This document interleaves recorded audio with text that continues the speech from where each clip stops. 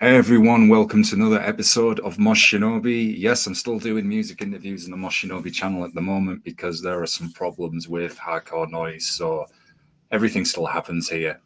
Anyway, so welcome to Thorndale, who are joining me today from Canada, the Netherlands, and Germany. How is it going with you all? Great. Hey, Doing well. and you, Yeah, doing well here in Germany as well. Yeah. So for those who haven't heard of the band before, please could you all introduce yourselves? Tell us what you do in the band, instruments you play, etc. Peter, go ahead. All right. Well, I'm Peter. I'm the guitar player. Yeah, I'm the Canadian here. Hey. I'm Gustavo. I'm the one who sings, and I'm Colombian via Germany. Oh, nice. Very cool. Muy simpático, hombre. Yeah, Mhm. good one. My name is Igor. I'm an alcoholic. Sorry, wrong meeting. My name is Igor. I play bass. And sometimes I write lyrics too.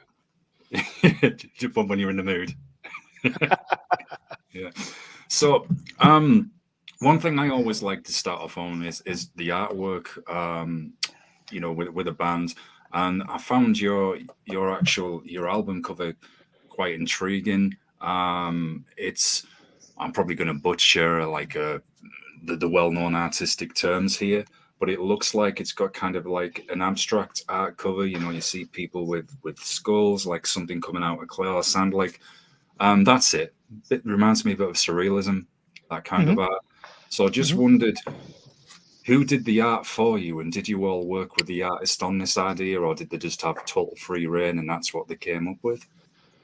Sure, I can start that. Thanks for that question. Good question. I can start that, and then maybe Gus, you can help me. The artist is a Romanian chap by the name of Costin Curianu. He's worked with absolutely every metal band you've heard of, from Ghost to Paradise Lost to I don't know, lots of them. To the point that you start to lose kind of track. Like, he's done everything, right? I think when I first got in touch with him back in the day, maybe 4 years ago, he was big, but he wasn't as big as he is today. So it's pretty cool. Gus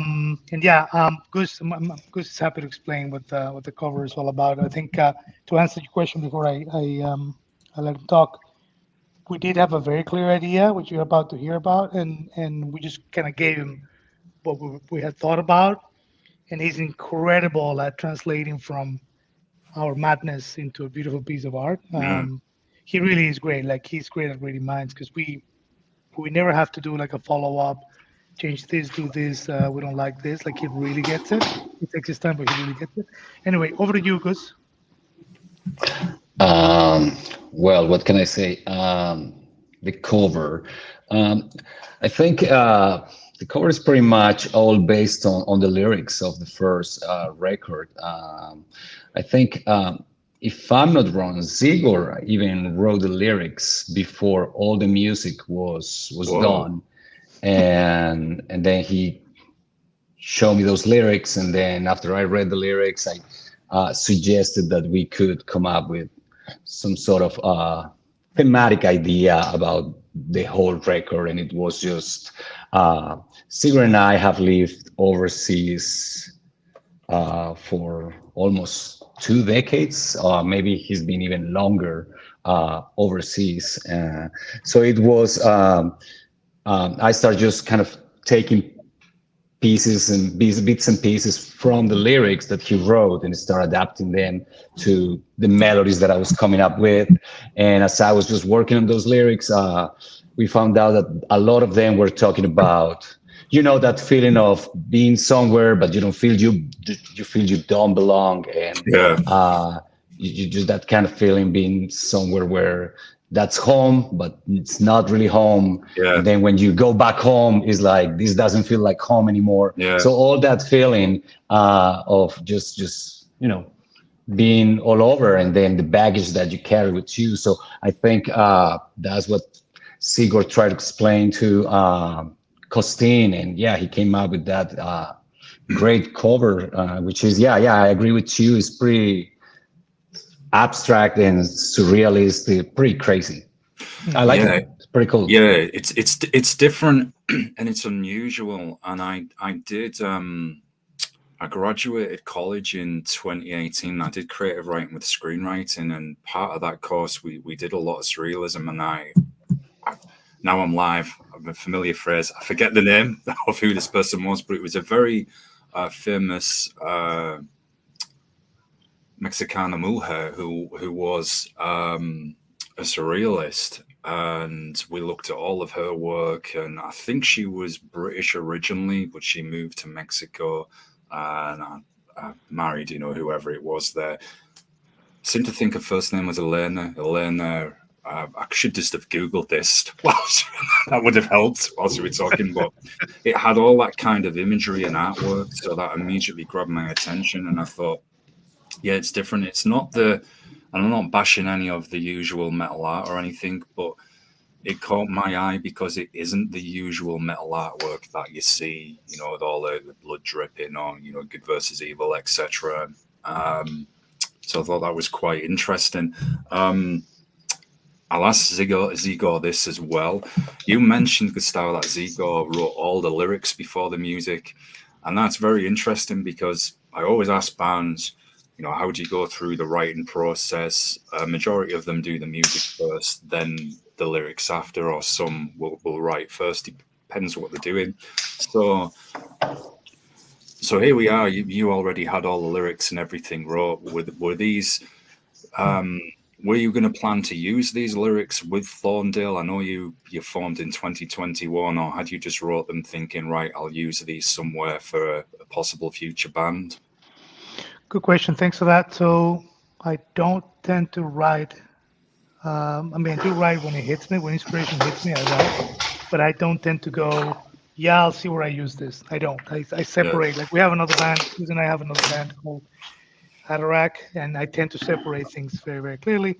Now, on the writing the lyrics before the music, that happened with Thorndale, and that has happened with Thorndale.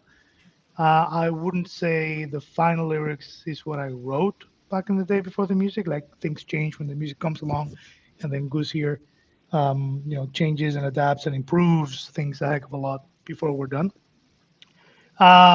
It doesn't always happen like that. It's happened like this with Thorndale, where I wrote a bunch of stuff with that sort of idea or theme in mind, and then I think we were blessed and we were super lucky that the music sort of fitted greatly. And I guess that was the idea we had from the beginning, like let's do something sort of doomy and stoner-like and whatnot, and then the lyrics will go along with it.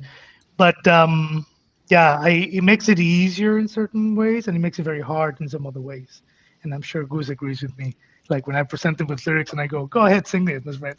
He's like, yeah, well, that's got to fit with the vocal melodies and the music.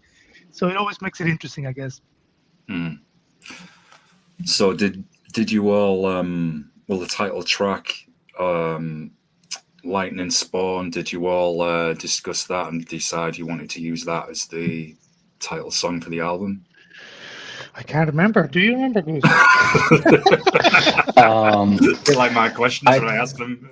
Yeah, I remember that was the first song that I got from Zigor. So he sent me the track, and it took me a while actually to start coming up with ideas, like vocal ideas and melodies. And I wasn't sure if I was going to be the right guy for this job. I love the song. I love the riffs that Peter wrote, and they were heavy, like very yummy. And I was like, like this is amazing.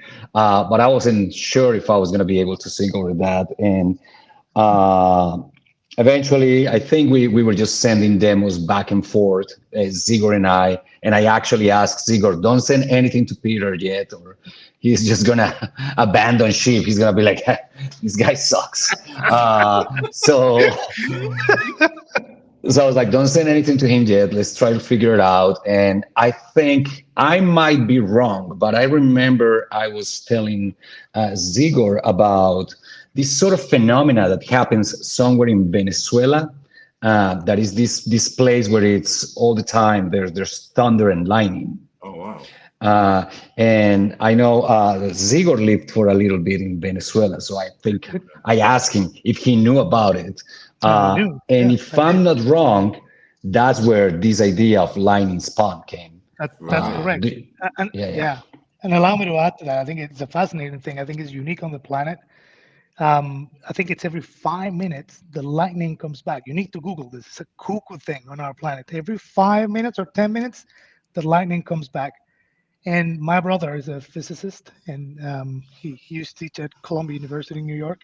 And he actually has got a ton of articles on this thing. So when Wow. Gus mentioned it, I was like, yeah, of course I know about this. I've heard my brother talking about this thing, which is cuckoo. So let's write about that. So we decided to create behind the idea and the topic of the theme of the album, this hero, the hero's journey. And we thought, let's just make the hero be born around or next to that lightning. And we call it lightning spawn, like the son of the lightning or whatever, right? Yeah. And that's where it came from. And again, it's fascinating. It's somewhere down there in Venezuela. Every 5 minutes, Wow. there's like almost perennial lightning hitting the ground. Yeah. It's cuckoo. It's like sci-fi. Yeah, definitely we'll Google that and look into it for sure, because we usually always hear about Chile with all the UAPs, that are cited there, all the phenomena. I tend to find like South American mythology and culture so interesting in general. It's absolutely fascinating. So It is. it's piqued my nerdy interest already. So I'll definitely be doing that after the show. So this would be a great way to, just before we get into the themes and the lyrical content and how we put the music to match those together, just so we can maybe get Peter to get a word in here as well.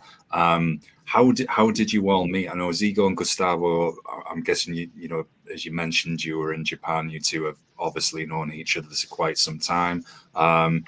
Were you just looking for a vocalist and Peter applied to join the band?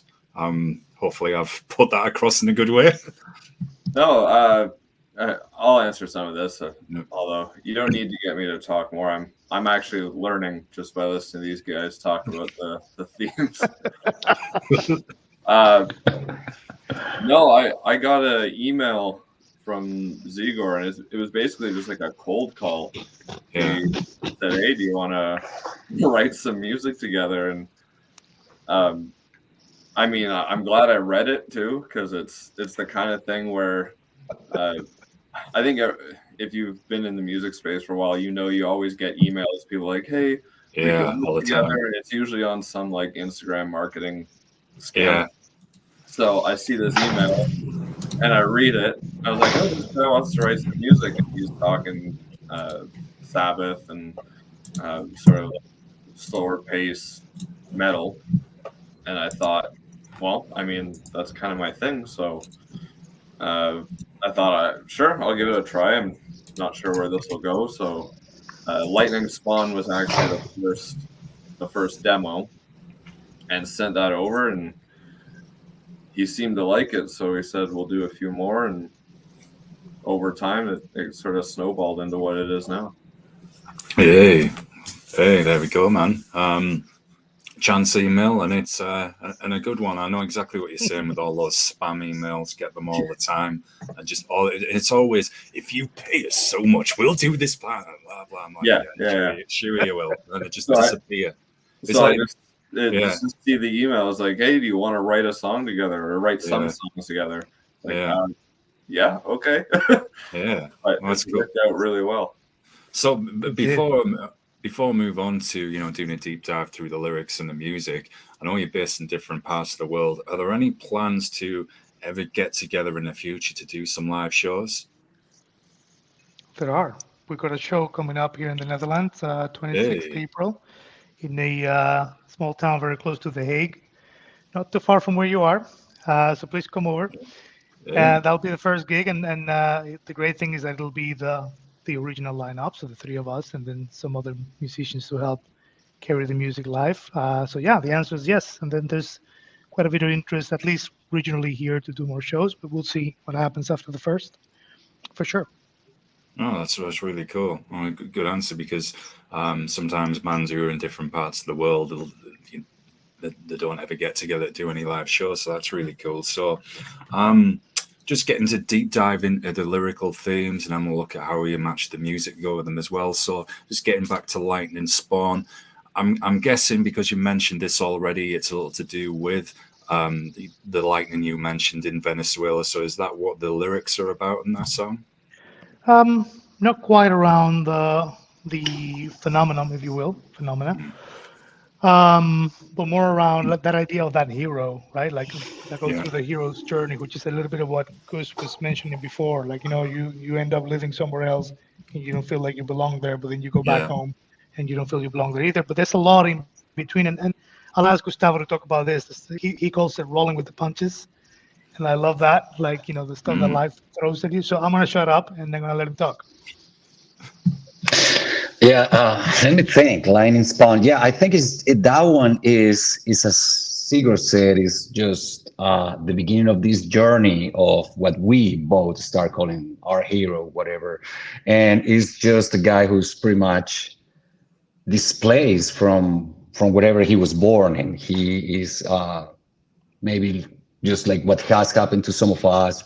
We're considered by other people kind of weirdos, or we don't fit well exactly where we are. And then this guy decides, okay, so I'm out of here. And as he is just taking this journey to who knows where, he starts realizing that yeah, there are other people that might be like him. And that there's so much out there to see, but not all what he gets to see is pleasant, and there's a lot of evil stuff out there. So I think that's what the first song is kind of about, yeah, and Beginning what of it. it tries to Yeah. narrate, yeah. So Yeah, I was watching the Arnold Schwarzenegger documentary a couple of nights ago. Arnold, I'm watched that, and yeah. he talks about that. It's fascinating. He talks about that, like how he was born in Austria, and he felt right away like he didn't fit, and all the cultural stuff wasn't him, and his dream was like, I need to get to America.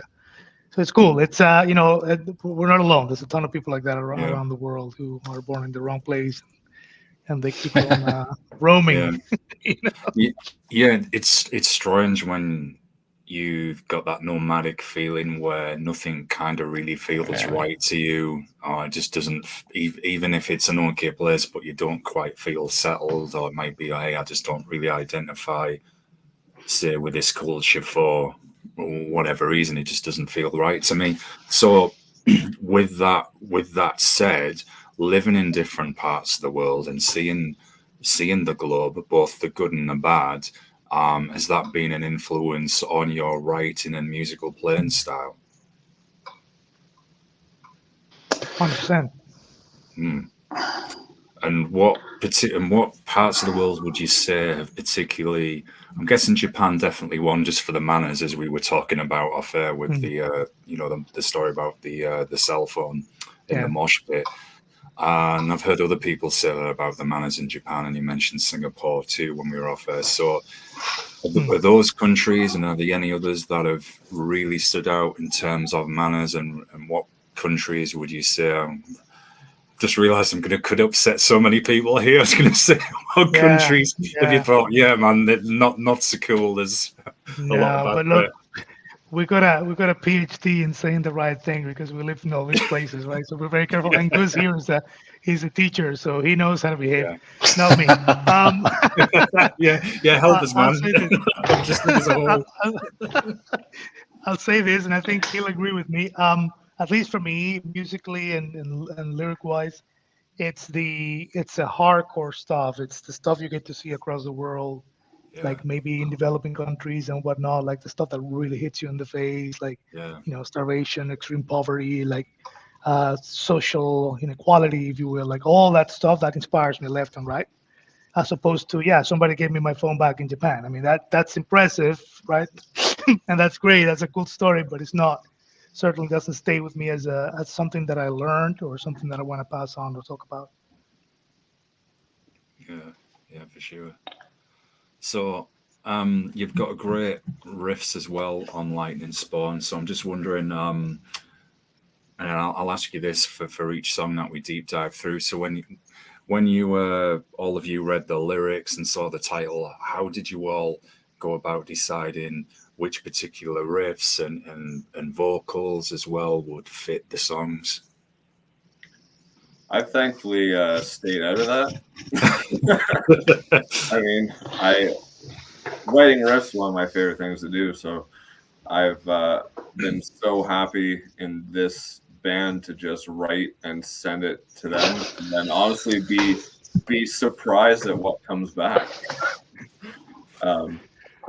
I love that. I love not having to come up with titles and lyrics.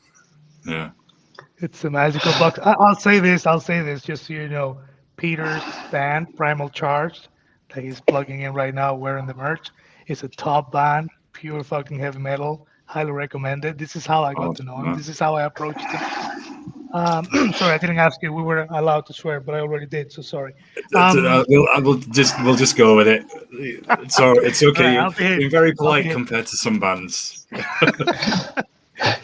Actually, I just wanted to mention, so when Sigurd sent me the first track, Lightning Spawn, so, I start coming up with some ideas, and then I think I asked about Peter, so who's this guy who's writing? Then Sigurd sent me, I guess, the Spotify link to Primal Charge, and then I listened to it, and actually Peter sings in Primal Charge. And then when I heard that, I was like, oh shoot, this guy is actually pretty good. I was like, I don't know, man. I don't know if I want to do. Why doesn't he sing? He's really good, and that was quite interesting. I was also wondering like what Peter is gonna think about, like, oh, this guy just ruined my song, or because again he was just like, I'm gonna send the song and let's see what you guys come up with. So I'm glad that he actually liked it. Otherwise, we wouldn't be here. I've never particularly enjoyed singing. I've always done it just because I want to finish songs, right? And so I think it's important to be able to see a song from beginning to end. But like I said, I love the fact that I can write music and then not have to worry about the lyrics. And I think Gus has honestly knocked it out of the park completely with all these songs. And the new stuff, because there's other stuff we're working on too. So I get excited. I hear what comes back after the other guys have put their tracks on it. And it's just like the coolest thing for me that, I had this idea, I sent it off, and then it takes on a life of its own. So I love that part of the process. Yeah, so you all get to contribute and focus on your own areas as well, and so it's pretty cool, man. Yeah, for sure. So moving on to At the End of My Rope. Again, you can hear the good riffs in this one. I like the way it's structured and arranged as well. Very nice on the ear. So In the End of My Rope, I'm just curious what inspired the title and the lyrical content for this one. I think, and Goose, please finish off whatever I'm about to say if I'm making sense. I think it's around those many times in life where, just the title, right? Not the lyrics. Those many times in life where you think this is it, like you've really screwed up or you're really in a bad situation, but it's not over till it's over, and you keep going. So it's not the end of the rope, right? Yeah. Goose, do you wanna add anything to that in terms of lyrics wise? And I think this one is pretty much most of your lyrics. I think the only things that I added on this one was probably the first couple of lines, the beginning of the song, and probably the bridge. But to me, the whole song it has somewhere a line that says, "You're trapped in this world, and the one you leave behind." Yeah. And I think the next part is nowhere else is home. So I think that kind of encapsulates what the song is about. Again, what I was saying before is all what you leave behind. Like, you don't really leave it completely behind. It's like you always carry those things with you, one way or another. So I think that's what the song is pretty much about. Yeah. I would agree. I looked up the lyrics because I don't sing, so I tend to forget what I write very quickly. But yeah, somebody did a great job in one of the reviews for this tune a month ago, around the imagery in the lyrics. You know, we talk about waves of Greek fire, like Mm, crap in life that keeps hitting you in the mm, face. You know, and you roll with the punches, which I love. So yeah, and then exactly what Gus just said. You're trapped in this world, and the one you leave behind, like kind of straddling both worlds, but you know where, you don't belong anywhere. That kind of stuff. mm. Oh, that's really interesting. It's relatable as well, and can tie into the theme of, excuse me, the hero's journey as well. In Lightning Spawn, like he's on this journey in the quest, he's leaving those tribulations behind and trying to find maybe something new or a new home where he does feel a part of. So, or her. That's pretty cool stuff. So the music for this one, did you all again get together, go back and forth with what you think would fit this particular song? Peter, over to you. Uh, so remember that I don't necessarily know what the lyrical themes are when I'm coming up with riffs. So it's more coming up with something that feels like a complete song, something with smooth transitions and a steady momentum. So that's always my focus. And when I send it to the guys, they listen to it and they'll give me a bit of feedback about maybe extending and shortening parts, changing the arrangement a little bit, maybe some of the transition parts. So that was really the process. Is we kind of get all of that down, and I think behind the scenes, and you guys can correct me if I'm wrong, but behind the scenes they're sort of molding the lyrics as they're sending suggestions for arrangement. But for all of these songs, I'm completely unaware of lyrical themes. Right. Yeah. Right. I'll try and remember that now when I get to the next song as well. No, but I think there is a moment where we do come together. Like Peter said it really well. Like we go back and forth. We're like, let's tweak this, let's change this, let's drop that, and whatnot. And by the time that's done, then Goose comes in, and he already knew what he was doing, but now he's got the final version to kind of work off. And I think that's where the magic happens. That's what Peter described, that magical box where it's a rip, that's what happens. Yeah, and it was mixed and mastered by Swanö, UNISOUND, obviously very well known in the metal scene, and this was one of your singles that you dropped late last year on December the 20th. And you mentioned one of the reviews already, Zico. I just wondered, has there been any other reaction from reviewers, radio shows or anything, and just what has been the overall response been like? Yeah, I'll let Gus talk about this as well, but we've had like a couple because only 2 singles have come out. We haven't had a full album review yet, I don't think. And people have been very positive, I think, so far. Interesting comparisons to interesting bands, which is always good. All PR is welcome. So far so good. But Gus, what do you have to say? Yeah, I think it's going, slow but steady. So far, there have been 2 singles out there, and people are starting to get an idea of what the band is all about and what the sound is like. So I think it's just getting out there right now, and yeah, the people that have listened to it so far, I think they have been pretty positive. So yeah, that's good. I guess for Sigurd and I, we have another band, and it was more kind of into the more melodic death metal type of thing. So more aggressive, vocals more aggressive, and this has been kind of quite different for people who were listening to that band. So people have received it pretty well and quite positive. This is my very first time doing an album just with clean vocals. In my previous albums, I've always done like the growling and the screaming and more of the death thrash metal.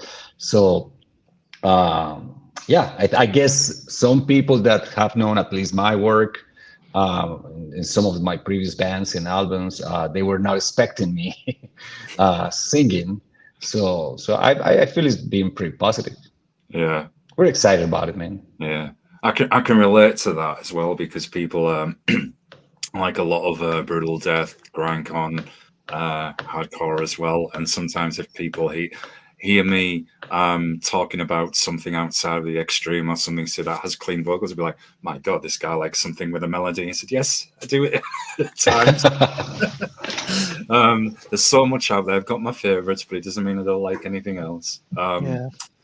So the follow-on song, Born as a Stranger, that particularly is in, I think that's even more interesting now hearing what we've already mentioned about not feeling part of somewhere, traveling around, kind of that lifestyle, like nomadic feel, I guess.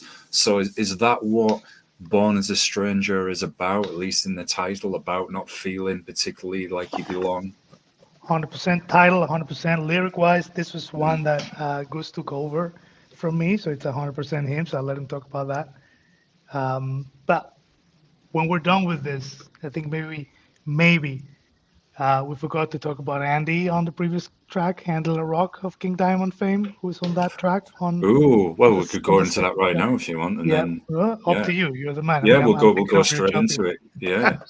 Sorry, Yeah, Gus. So yeah, the second single, the song we talked about just 2 minutes ago, has Andy Larocque Right. of Merciful Fate and King Diamond fame. He guests in that single, and yeah, it's a pretty cool solo. So did you just reach out to him then and ask did. him if you want to be a part of it? Wow. I did. You can ask Peter what that feels like. He's as famous as Andy, and that's exactly what I did. That's exactly what I did with him. Yeah, I got no issue with that. He's a salesman. All the right pitch. That's not a compliment. That's a bad thing. Yeah. Oh, that's not bad. Come on, it's a skill. It is. It's true. It's true. I had talked to Andy for the other band that Gus mentioned that we had back in Singapore at Arak, which is like melodic death metal. And I'd spoken to him about the follow-up album, which we wrote but we never released. That's paused right now. And I talked to him about doing that, and he said yes to me, and I was all excited about it. And then as we started working on Thorndale, I said, you know what? I'm not gonna let that go. And I am pretty sure that what he did for Thorndale probably is a lot better than would have come up with for a melodic death metal band. He's done that. I know he's done that. But what he did for this track, and I get super high when I listen to it. Specifically, that solo, I think Peter described it as haunting, and it's exactly what it is. It's very haunting. Yeah, beautiful sound, beautiful piece of work. Super happy, super proud to have him on the album. Yeah, it certainly has that that quality to it as well, and it gets your mind thinking. So back to Born as a Stranger, which we were just about to go into. So I'm guessing that was at least the lyrical side based on your own personal experience of living around the world. Is that question for me? Yeah. I was looking at Zigo then, wasn't I? As you mentioned, sorry, Gustavo. Yeah. See, my mind's not Yeah. like it wanders. I need to centralize it for the show. Yeah. Yeah. So I have to say, when I listened to this song, the music, when I got the track, like this one hit me. Like I was like, oh man, this is what I'm talking about. Like it gave me that kind of like Hole in the Sky, Black Sabbath's Hole in the Sky type of vibe. Yeah. I was like, oh man, like right away, I was like, damn. So I was really into it, and then usually the way I write lyrics, I focus on the melody. I don't really pay attention to any lyrics. I just go and I start just kind of humming the melodies that I want to come up with, and then this one is one of those that I was having a little bit of a hard time with what Zigor have written. Just trying to find the right vowels and the right rhyming on the lines, on the lyrics. So yeah, this one I was like, you know what? I'm just gonna write something else, and then I try to follow what we have done on the first and second track. And this one is when you like in life, you have to make some choices, and those choices come with, I don't know, with regrets, and sometimes you have skeletons in closet that you prefer just to keep them there, and there are things that you have to see for yourself in life, and there are truths that you need to find out on your own, no matter what other people tell you about it. It's like you gotta figure it out on your own. So I think that's what that song is about, just what we all go through as we grow as people, just trying to figure out ourselves and figure out our environment and our world. Yeah. It's very human, because I think that is something that we are all faced with at different parts of our life, where we are met with, a challenge, or have to take a decision or on something. So it's a very relatable song for that reason. Musically, again, I like the riffs. It's got quite a nice length as well, at 3 minutes 31, so quite nicely balanced there. Comes in, hits you, and then you're on to the next. So were you all, happy with the music for that reason? You feel like, yeah, this is a balanced one? I was a little bit nervous when I sent this one to the guys, because usually, I mean, everything I'd written so far for this was sort of your standard power chords, a lot of chugging, which is, that's obviously I'd call the comfort zone, and this I guess the best way to describe it is listening to the riffs for this one. If I had to write lyrics on it, I knew I would struggle. I wasn't sure like how I would have gone about fitting a vocal melody over those riffs. So I was a little nervous because it was sort of non-standard, so to speak. So when, again, I mean, Gus did a great job putting the vocal melodies over it, and I'm like, oh well, I guess that's what that would sound like, isn't it? So wow, that's pretty cool. I was curious if I would have had them come back and be like, yeah, we're not sure about this one, but seemed to go over okay. Yeah, that's pretty interesting, because this one was the first one that I felt that the lyrics and the melodies were coming just right away, just from the first listen. Yeah, so that's pretty interesting how brains work, right? Funny. Yeah. That's really cool. You get those. Sorry, go on, Zigo. No, you just brought back a memory, Goose. But we were in studio in Singapore and working on this, and you're right. This was the moment where it was like a massive click, and like it was coming all together, and it was sounding like really amazing. And you're right. I remember that moment now. Thank you. Yeah. I was just going to say, sometimes you get those songs, as you say, where it just fits, everything comes together. And I've had bands tell me they've had those other songs where it's a nightmare, where it took forever for them to record or get right. It just felt nothing seemed to. So that's always been like an interesting opposite. The next track, and I know this is the next single actually that drops on the 24th of this month. I Accuse You. Has nice artwork as well, quite post-apoc, but you still have. I still get the impression of that kind of nomadic wanderer as well in the artwork, which I thought was really cool. It's almost as if he's like looking. Could be a metaphor in a way, looking at a past civilization that's decayed, and you could kind of compare that to your own life experience in a way. People could maybe, it's something that's decayed that was once very beautiful, and it's not that anymore. So I just again wondered what inspired the title, the lyrical theme. I mean, it's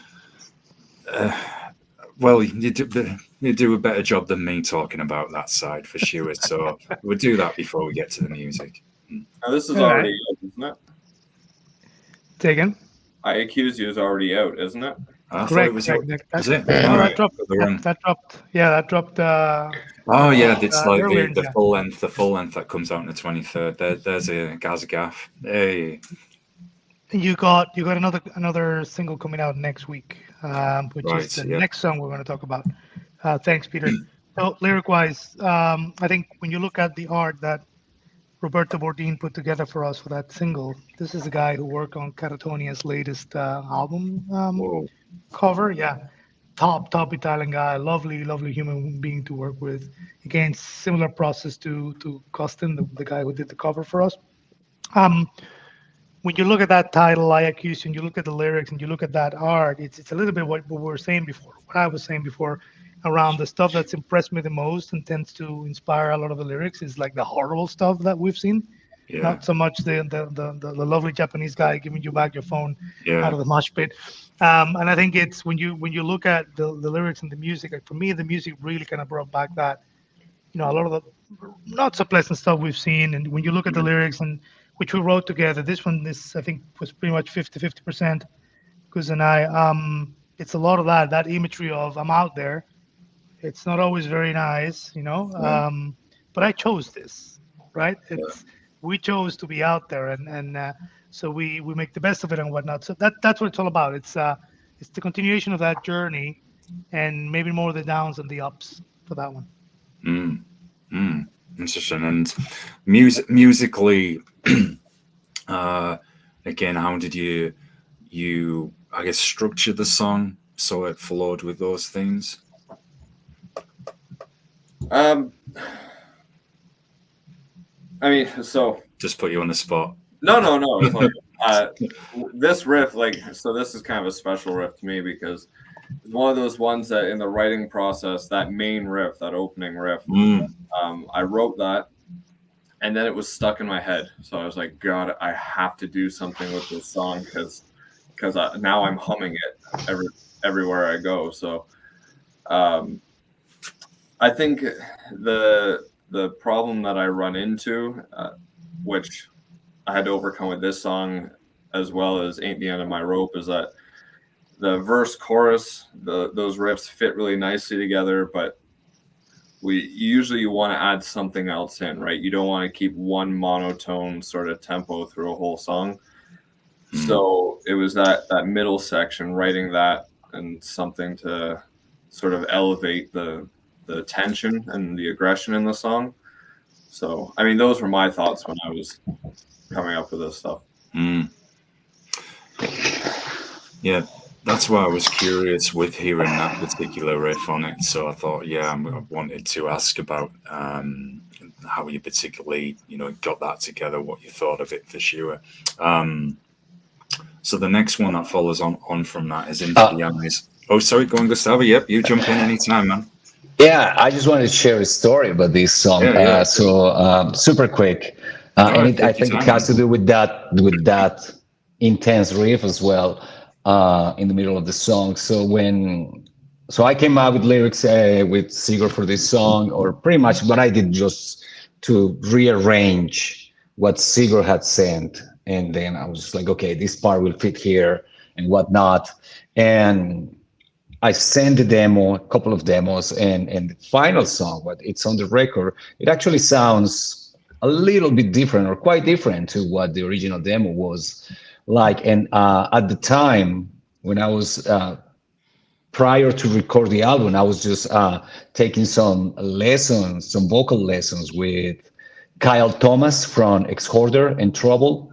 Wow. Really cool guy, really lovely guy. And then I showed this song to him. I was like, look, I need some help with this song. I feel that it's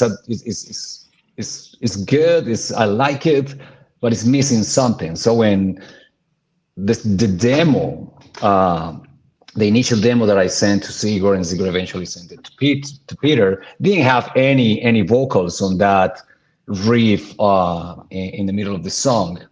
And it was Kyle who said, like, dude, you got to go full on there. And I'm like, what do you mean? I'm singing in this album. I don't want to scream. And he was like, but that's what the song is asking for. And if the song is asking for it, you just got to go for it. So don't be afraid. So that was pretty cool. And I was like, he didn't tell me what to do. He didn't tell me sing this or that. But he was like, you just got to put some heat in the song there. You gotta just give some heat to the song because that's what it needs. And yeah, I think it worked out pretty well. So yeah, that was pretty cool that he listened to the song and then he gave me some input. That was pretty cool.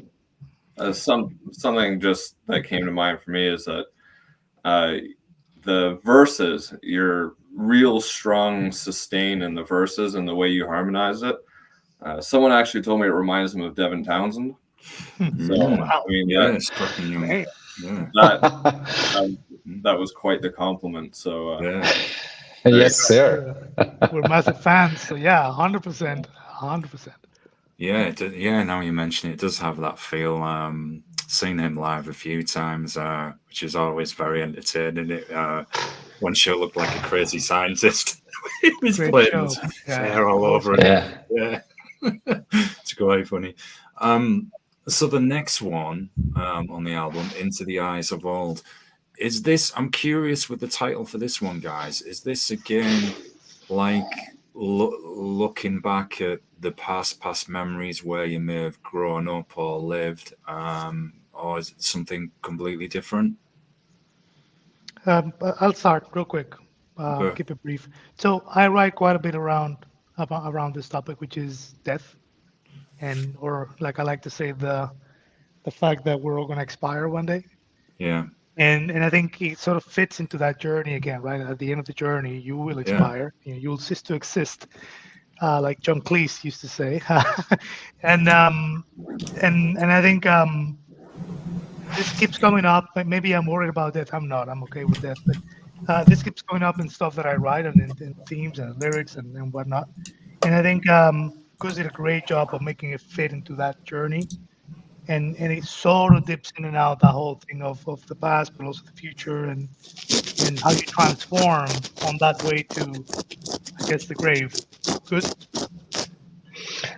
No, yeah, exactly what you said. I got the lyrics from Sigor, and yeah, I felt like I was able to connect to the lyrics, because that's also something that, it's gonna help you when you're singing it or when you're recording it. Like if you can connect to the lyrics and sort of have a connection with what you're singing, is definitely gonna make it, more real, and it's gonna improve the way you perform, right?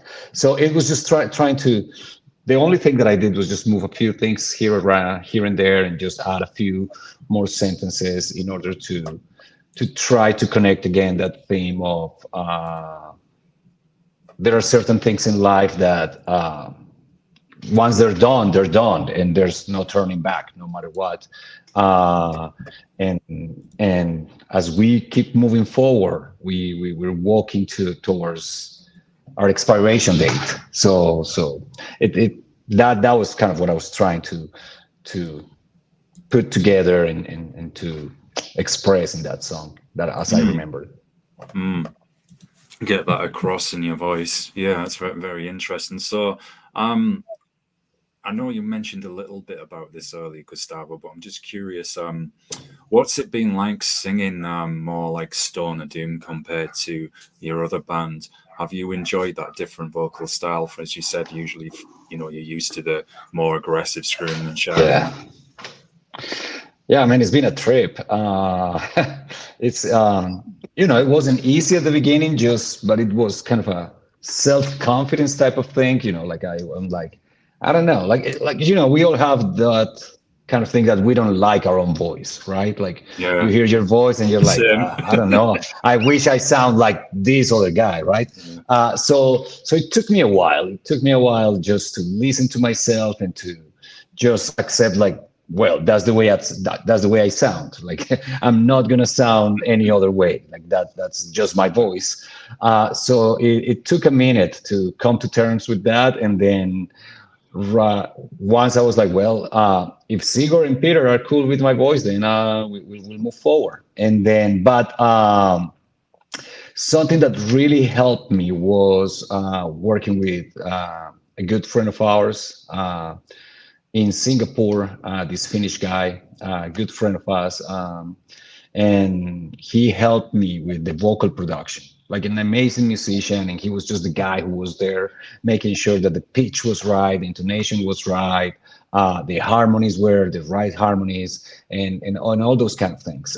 So there's a huge difference between the demos and the final product. Like there was a lot of work going into the studio and spending time in the studio, making sure that the vocals were were to the best of my abilities at the time. Yeah. But I'm definitely enjoying the process. I'm really enjoying, like, we're currently writing the second album, and I'm really enjoying just coming up with lyrics for that album, coming up with melodies, coming up with vocal ideas, and hopefully this is all going to be to become a better singer.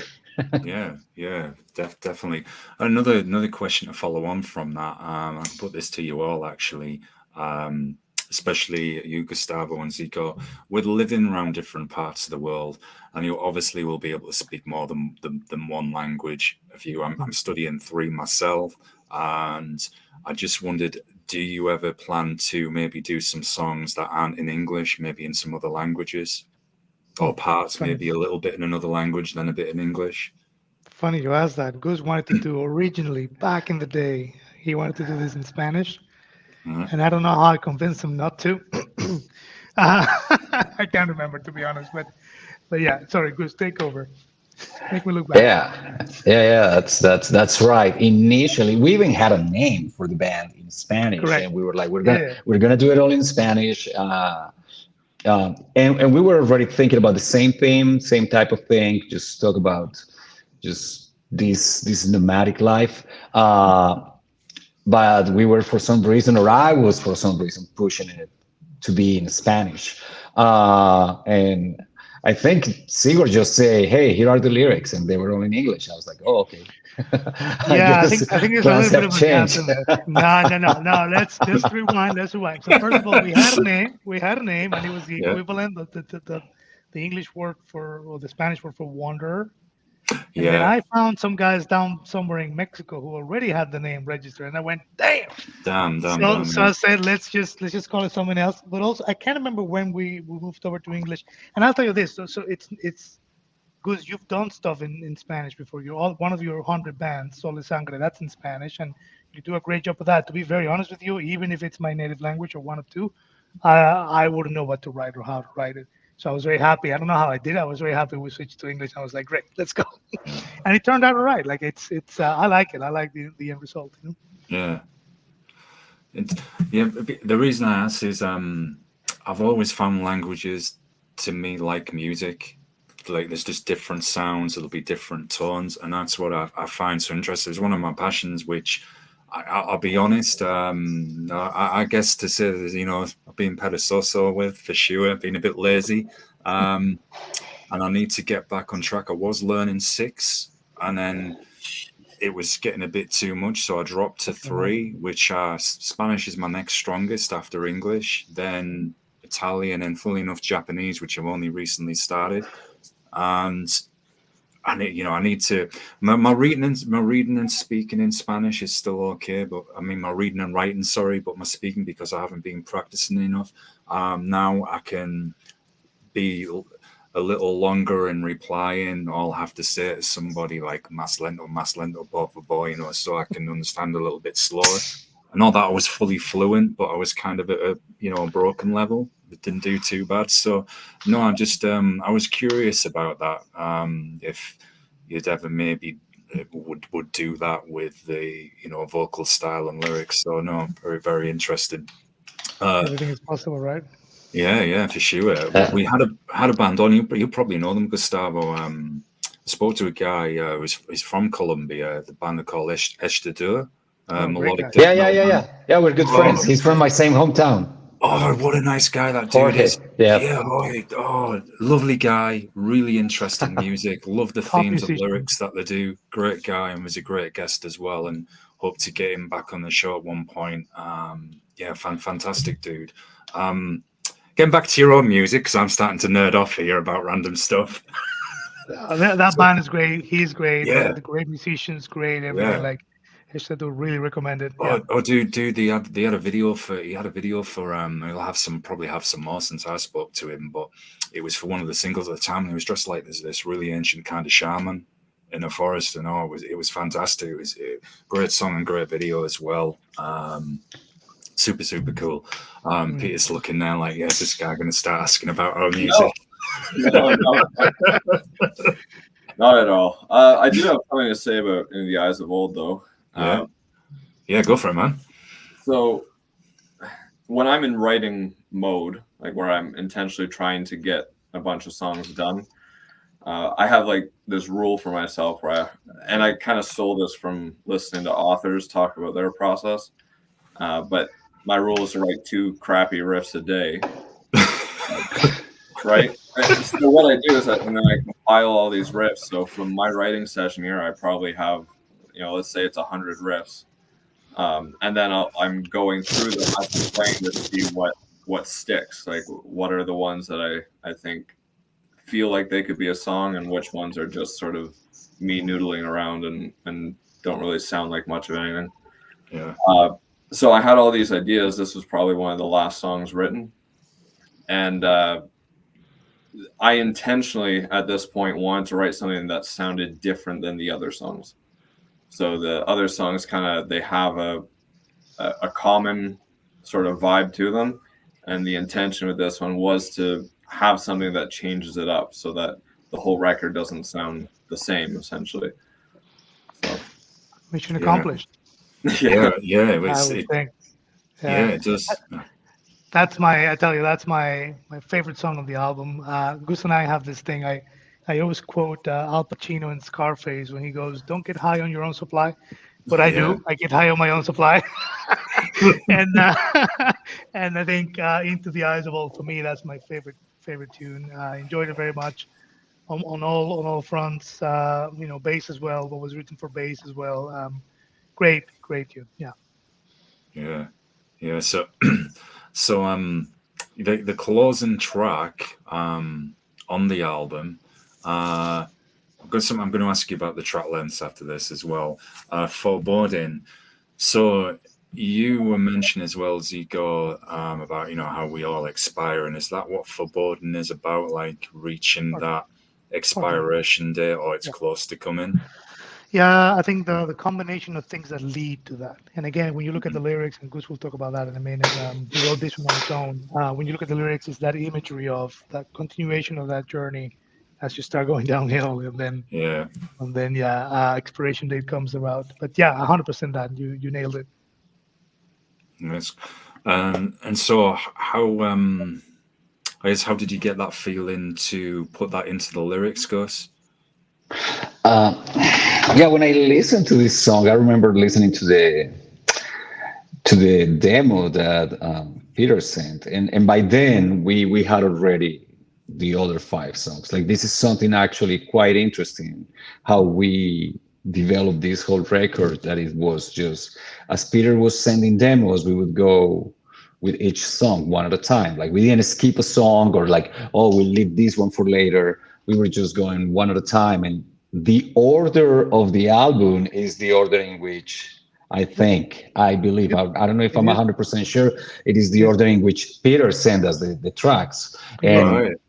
And then the way I got him. So by the end of this song, I gotta say, I was starting to run a little bit out of ideas vocally, and then just listening to the song, for some reason, this your very typical stoner / doom type of scene came to my mind. Just the desert, and I have already checked some of the work that Peter has done with his band Primal Charge, and the idea that came to my mind was almost like a comic, just Peter on on a big ass motorcycle, just going on the desert, just like just like a renegade, just like in a very inhospitable land, just complete desert, no life around. And it was just in my head, it was just Peter, just like he's in a motorcycle and he's just like a badass, and just like, everything is dead except me. I'm here, I'm still here,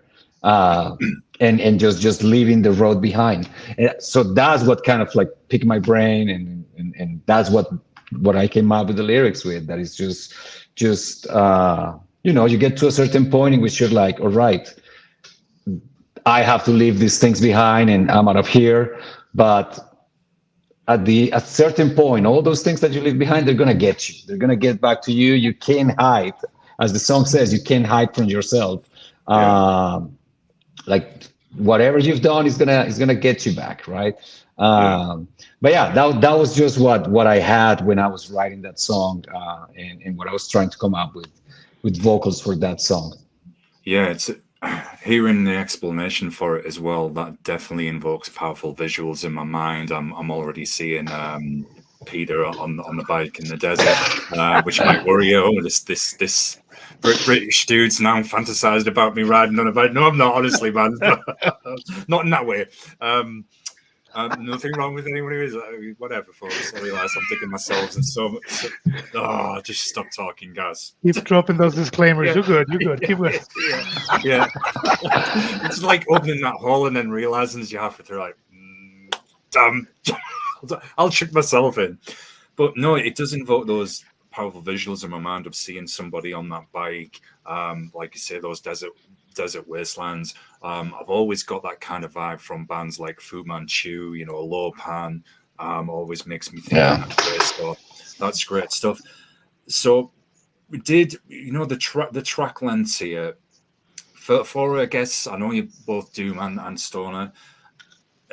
You could argue that it's not the longest track length for a Doom album. I know it's not purely Doom because you can have 7-8 minutes long songs, even longer sometimes.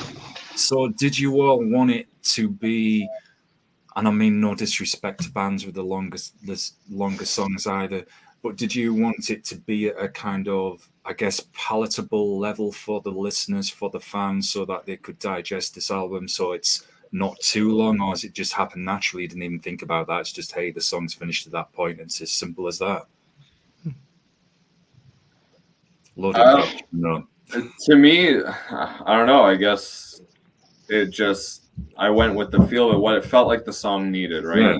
Something that I've paid, I think, more attention to as I became a more experienced songwriter is that you can't force anything. So when the song feels like that's it, it's wrapped up, it said what it had to say, and there's no reason to make it go any longer. And like you said, that's not a dig on the longer songs, because I am a fan of prog music, and I don't mind listening to a song that's 20 minutes long, but that was just the feel. Everything came together, and I don't usually look till the end. It's like, oh, the song's 4 minutes. All right, well, cool. Yeah, True. Felt very natural and organic. They felt right. And look, Peter and I agree on one thing, and I loved how you said this, Peter, on another interview, synchronously. We don't believe in fillers. We don't really. I don't really like a 14-track album with like 3 songs of fillers. And I think when you look at our album, certainly it's not that long. It's 6 tracks, right?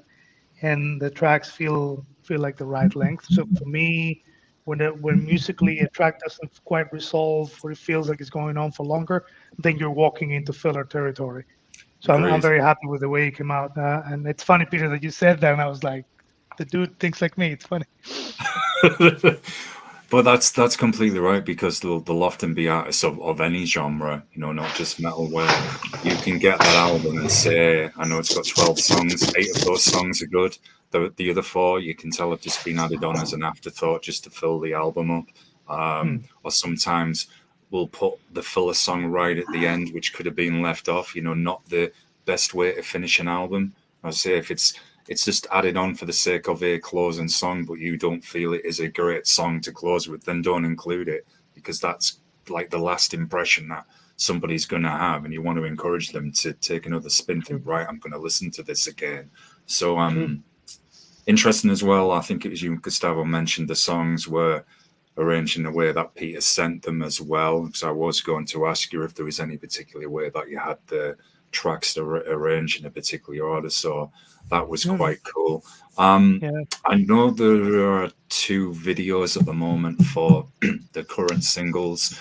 Do you have another video coming for the next single, and any others in development to support the album when it's released at the end of the month?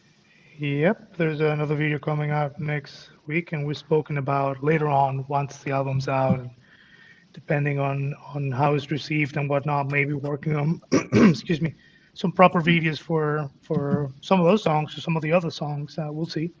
But yeah, there's a video coming out next week, just to answer your question. And do you have? Is it just going to be? Is it going to be a digital release? Do you have some CDs? Is there any vinyl editions coming out as well? So all of the questions you ask are Yeah. directly related to pocket size. My pocket size is not that big. So yeah, CD for sure. CD for sure. We did that with our other band, and I think that's pretty cool. We come from the time of CD. I'm still a nostalgic, romantic CD lover. I don't play them, to be honest. I just waste money on them, and I keep them there. But no, often I do play them. But CD is coming for sure. I've been looking into vinyl as well. That is substantially more expensive, especially Very. here in the Netherlands. Like when we were in Asia, we could just do it in some other country very cheap. Now it's very expensive. I mean, we can still do it offshore, but then it's complicated. It adds complication to it. So yeah, CD for sure. Vinyl, I'll look into it, and in the meantime, it'll be available on all streaming platforms. Yeah, that's great stuff. So, do you have any? I've got to ask. It's an obvious question, but I've got to ask it. Or someone will be like, "Oh, you didn't ask them if they had any shirts, hoodies, or anything like that coming, or merchandise for absolutely anything, mugs, tools." So, is there any other merch coming to support the album? So yeah, so I got our designer. He'll start working on some merch soon. Might be right on time or ready for the first gig around here in the Netherlands. Maybe not, but in any case, we'll come up with some stuff. I think there's some pretty cool imagery that you can get on merch. Also, like pieces of lyrics and text and whatnot. And we're merch freaks, so it's natural. I mean, we love merch, so it's natural that we want to do that. Yeah, That's great stuff. Good answer. Hmm.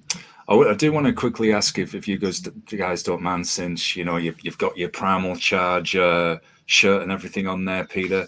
Do you want to just drop us a little bit of info about Primal Charge, where people can check you out, the music that you play, and if you've got any forthcoming albums or anything of that nature? Oh, okay. I mean, thanks for the opportunity. I appreciate that. Welcome, man. Primal Charge is similar style, maybe not as doom focused, kind of like old school groove metal, classic heavy metal sound. Oh, cool. Still very much Sabbath inspired. As far as new stuff, I have an EP, so 4 songs that I'm sitting on, and I discussed with some friends of mine a release plan, which involved me making a video, and I just hate doing that. So right now I'm sitting on 4 songs. So yeah, I mean, there's new stuff. I've really made a goal this year to make sure I put out some new music. So there will be, regardless if it comes with a video or not, there will be some new music coming out this year. And yeah, I mean, I'm on Spotify, Apple, Amazon, like all those. You can get that, and I've got a website too where you can buy a CD and then shirt, hat. So yeah, like I shouldn't be hard to find on the internet, Instagram and Facebook too. So here's one for you. Since you're in Thorndale as well, and you've got the live shows coming up, any chance that you actually could do Primal Charge with Thorndale as well, and you literally can just go from one to the other, then just change your shirt? That would be, Yeah. I mean, that would be really cool. Yeah. I don't know. Coming out to the Netherlands for this show is like a dream come true for me. Yeah. Not easy talking about pocket size. Yeah, no, that's the only thing, isn't it? Yeah, so it was definitely a big investment to make sure I could get out there. But who knows where it'll go in the future. I mean, I'd love to have the guys over in Canada at some point too. So I mean, we'll see. I don't close my mind to anything like that. So we'll see what happens. Yeah, I'd love it.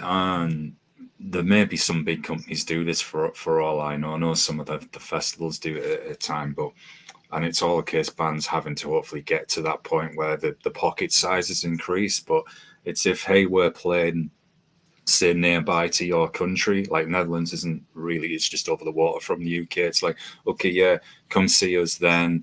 You can stay overnight here. This would be something the hotels or promoters could do. And I know you get like an all-in package or so much off that, a 10% discount or something like that, that would be cool. I know some of the festivals already do that around Europe. I just realised it's bands hopefully getting up to that level, and then getting promoters who have got more increased pocket size as well who could do that. It just popped into my mind, and it's just a random blurb there. So what do you enjoy, Peter, about playing in Thorndale as well, outside of Primal Charge? To play, similar music but still different. So the differences between the two, is that what you're asking? Or? Yeah, and how do you enjoy it? What do you enjoy about it? So Thorndale, okay. Primal Charge is really just, it's an outlet. I have to write music. It's in me. It's there. I got to do it. So it's more just an outlet. When I've got stuff to write, I put it together, and that's that. Thorndale has been, like I said earlier, such a pleasure for me, because I don't always like writing lyrics and vocal melodies and stuff like that. I more do it because I want to see a song complete. With Primal Charge, I want to see the songs completed, which means I've got to put some sort of vocals on it. With Thorndale, my favorite part of writing music is writing the riffs, is putting music together and stuff that I would be a fan of. That's always how I approach writing, is like, would I be a fan of this? And with Thorndale, I get to do my favorite part. I get to write riffs and arrange songs, and then I send it to them, and they get, like, these guys are so good at doing the parts that I'll do out of necessity, but it's not my favorite thing to do. I don't love writing lyrics, but so these guys get to bring the song to life with me. It's a super collaborative thing, and I don't know. I love the way it works. I'm much happier with the collaboration. Yeah, that's great to hear, man. That's great to hear. So just another reminder for the folks as well. When is this show coming up, the one in the Netherlands? It's very, very soon, isn't it? 26th April. All right, a little while away then. Yep. But I mean, so yeah, excited about that. Into the Eyes of Old on Wednesday, right? Yep. Correct. The single coming out. Yeah, correct. It's great stuff. And the full album that drops on the 23rd of this month. So definitely stay on the look for that, folks. When I get towards the end of the show, I always like to give guests the opportunity to shout out and promote anything they would like as well. I mean, obviously the bands that you are in, but if there's anything else that you would like to shout out or mention, the floor is yours. So whoever wants to start first, thank you. Go ahead. Thank you. Let Goose talk. He's on 100 bands, so we're gonna run out of time. Will you start? No, right now the priority is Thorndale. So yeah, this Wednesday, Into the Eyes of All is the third single, and then February 23rd, the album is coming out. Give this album a chance. Just listen to it. It's a short 30 minutes of your time, and if you enjoy good old heavy metal, I think this is an album for you. Yeah, that's it from me. And I don't think I can add too much to that, man. I think we've covered a lot, and I'm super proud of the album. I think it's done a great job. We haven't spent enough time talking about Zigor's bass parts. I was super cool to hear. Very, very Geezer Butler-esque. He's not just playing the root notes to what I played. He has some very creative bass lines, and thank you. I couldn't be happier with how this project has turned out. So it's a great. It really is. That's it. So I'm going to quickly dive into that point straight now. So your bass style, then, is that something that you've just developed through experience, or have you naturally always played that style? So thanks for the question. Going back to maybe some of the stuff we were talking about on how we're doing different things on Thorndale, at least Goose and I, and that's something we always wanted to do, right? Like a doom sort of heavy metal, classic heavy metal album. We're death metal guys. I mean, we listen to the whole spectrum, but I think, and Goose, correct me if I'm wrong, for you, what we've done the most is death metal. Yeah. So sort of like taking your hat off and sitting down to do this sort of music as a bass player is incredibly enjoyable because you actually can breathe and do stuff, and you have room and space to say things musically. So that's been very enjoyable. It's always been in the back of my head because that's how I grew up. So John Paul Jones, Geezer Butler, all these guys, and then of course you evolve, if you want to call it that, to the death metal guys, Sean Malone, Steve DiGiorgio, like all the greats. But to get there, I liken it to a drug addiction, right? To get there, you got to start from the low stuff. And for me, that hearing Peter compare me to Geezer Butler, of course, it's a massive compliment that I'm not gonna believe. Thank you. But yeah, I do enjoy that very, very much, and I think having had the opportunity to sort of express those things I've never expressed in any other band or album, that's been very, very enjoyable, and that only adds to how happy I am with all this, and excited about the upcoming album too, the second one. Yeah, so I was going to ask you that before I wrapped it up for today as well, if you'd started work on the next album. So I'm guessing you already have. And try and behave and not drop too many spoilers. Is it going to be a continuation of the themes in the forthcoming one, I guess? Just going to say yes and no, but I'll let Peter and Goose describe it. Yes and no. I think so. That's so far. That's what it's sounding. Actually, I've been blown away.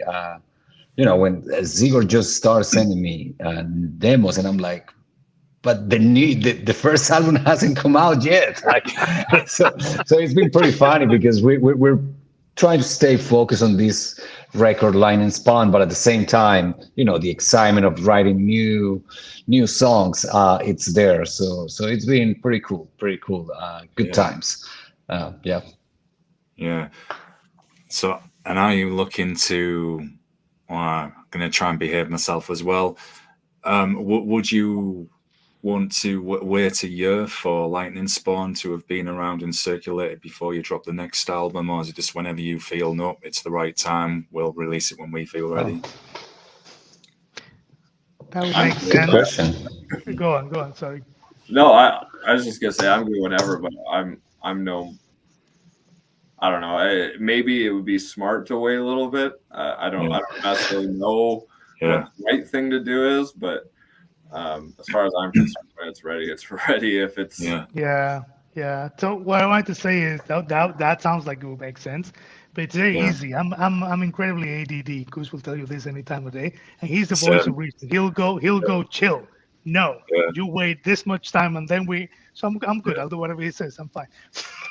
Yeah, I can relate to that because I originally mentioned on the channels, right, we're going to launch a second channel to focus on the music side of things because the Ninja Samurai martial arts content is growing fast, but with problems that I've had launching a second channel, I mean, it was deleted. I didn't delete it. YouTube did.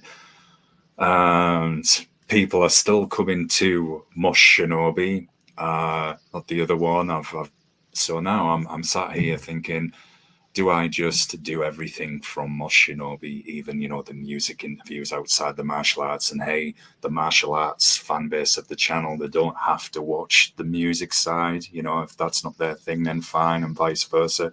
The funny thing is, there's a lot of bands and people I know from the metal scene that actually like the martial arts side as well. So it's like you get these ideas and I'm thinking, have I gone too far ahead?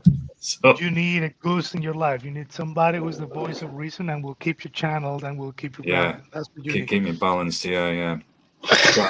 Do everything at once, man. That's one of my problems. So, guys, I want to thank you for joining me. I've really enjoyed our conversation today. It's been great fun, especially hearing about the background to the songs, the music, your adventures as well. Great stuff. Everybody, definitely go check Thorndale out. If you can get to see them live, then definitely do so. I look forward to hopefully featuring them again on a show for you to talk about their future music. Don't forget to support and subscribe to the channel at Mosh Shinobi. which seems everyone just wants to stay on Mosh Shinobi, not the other channel. So, hey, there we go. I'll put all the links in the description as well, folks, as usual. And I shall see you on the next video, which will probably be American Ninja 3, which I'm looking at the moment. Guys, have a great night. It's that awkward part where I hit end stream and there's that delay and I'm like, sat here like, has it stopped? So let's do that right now. Thank you. You're very welcome, guys.